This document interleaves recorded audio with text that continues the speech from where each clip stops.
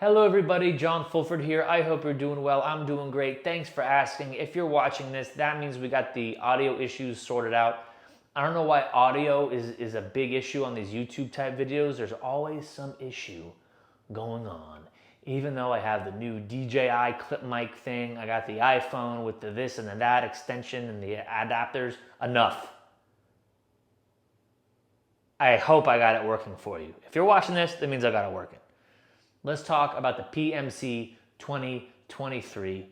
I was in LA visiting my internet real estate buddies, so I stopped by the PMC for a couple of hours. Boy, was the mood a lot more lively and jovial than it was when I stopped by last year in 2022. It was exciting. It seemed to me there was a lot more people, which I could be wrong. It just seemed to me that there was a lot more people. A lot more interesting conversations about the future, as in the future wasn't all doom and gloom brought on by AI. So happy to go 2023, even though it was only for an hour or two. And I can't wait to see what 2024 brings. I'm out in LA every year around that time to visit my internet real estate buddies. The buddies I met on the internet that do real estate, we all go out there around September, around the same time as the PMC. So hopefully the dates line up again next year for me to fly from Florida to LA and back. PMC, so let's talk about it. Why am I doing this video?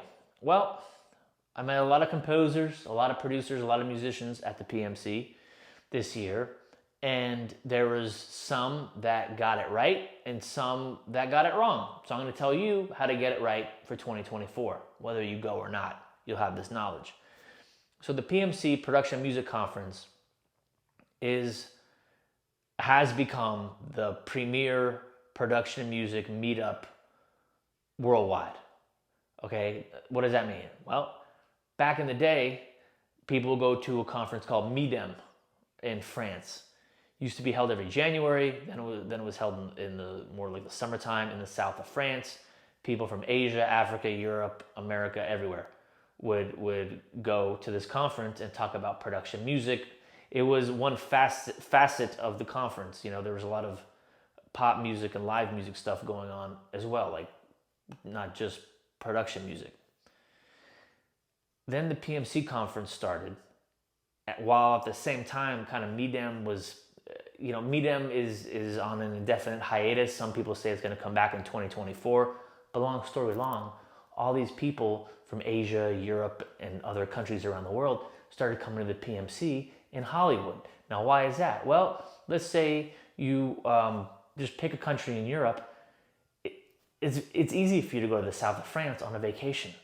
But if your job wants to send you to Hollywood for a conference, that's more regal for people in Europe when they can go to the south of France basically anytime they want for a pretty cheap ticket and go on vacation and things like that, right? So the PMC became the meeting point for people from all around the world to do business in the business of production music. So you'll see someone from Europe talking to someone from Asia, not in Europe, not in Asia, but in Hollywood, okay? Sub-publishers from around the world meet up and discuss things and talk about what albums we want to do, what albums we shouldn't do, and how things are going in a general sense. Plan other trips to go to different territories, different parts of the year. It's a confab. It's a meetup, kind of like when you go to McDonald's and they get your order wrong, and then you bring it back to the counter and there's like 6 McDonald's employees. Was it right order, wrong order? And they eventually get your order right. Not that I've been to McDonald's anytime recently, but it's like that, but for production music. It's a meetup from people around the world. So a lot of composers are going, and where they go wrong is they're presenting themselves like they're a composer and not a library owner. So if you go there and you're a composer, I'm going to be real. That's the last type of person these people are flying from other parts of the country and the world to meet with, unless you've got pages and pages of credits, unless they know who you are before they meet you, like unless you're famous. They don't want to deal with that because they want to deal with libraries that have dozens of composers under them, okay? So a lot of the composers and producers and musicians that get it right is they present themselves like they're a library. you know? So that means during the year, like now, what you should be doing is doing a bunch of albums and having them here tucked away so that when the next PMC comes and you talk to these people, these other libraries that are looking for new music to distribute in their territories, and the territory could be the USA, it could be the UK, it could be Australia. Instead of saying you're a composer, say you have a new library, here's 12 albums.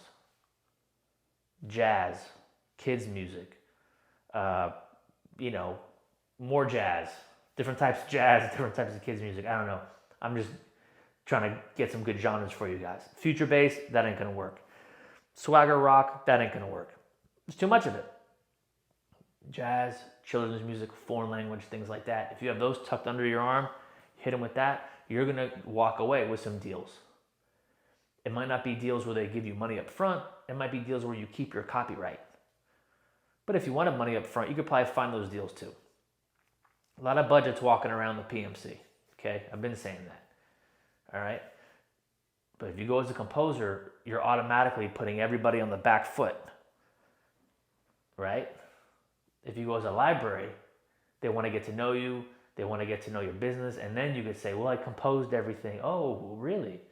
And a lot of times you could get gigs with your sub-publisher libraries. So if you're sub-published in a European country through your library, you could say, hey, I'm looking for some library work too. Why don't I do a couple albums for your library? It becomes a lot easier because you're already doing business. They've already heard your music on an ongoing basis instead of just saying you're a composer. Okay? Were there composers there that are getting work? Probably.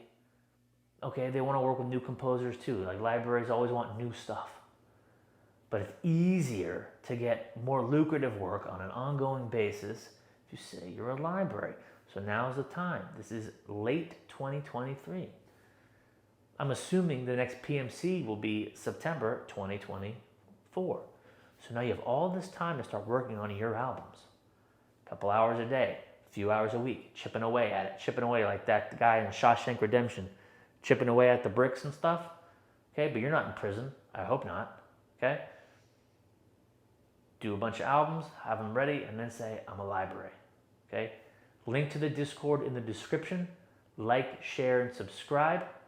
I'll be hanging out in the Discord. I'll be listening to music. I'll be listening to your demos. I'll be posting songs of mine that get placed so you can hear what's getting placed and how it's getting placed.